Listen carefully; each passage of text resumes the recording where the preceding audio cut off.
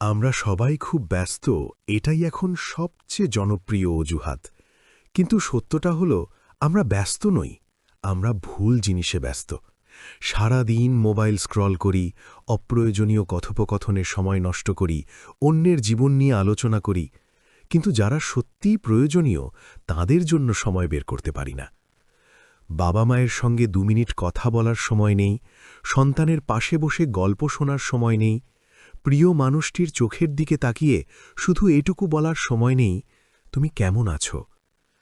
আমরা সহজেই বলে দিই, সময় পাচ্ছি না।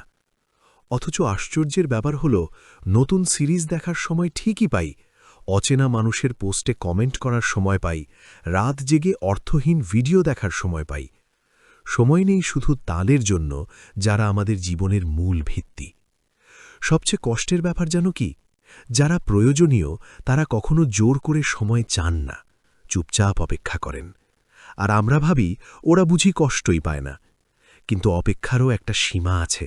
একসময় মানুষ দূরে সরে যায়, সম্পর্ক ঠান্ডা হয়ে যায়, ভালোবাসা নিঃশব্দে মারা যায়।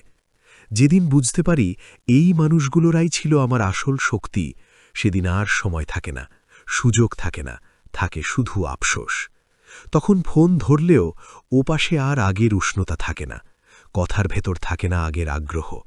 জীবন খুব ছোট, সম্পর্ক তার থেকেও ছোট। আজ যে মানুষটি পাশে আছে, কাল সে থাকবে এর কোনো নিশ্চয়তা নেই।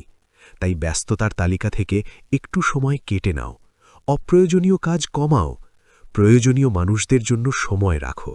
কারণ কাজ শেষ হলেও মানুষ হারালে জীবন শূন্য হয়ে যায়, আর মানুষ থাকলে সব ব্যস্ততার মাঝেও জীবন সুন্দর থাকে।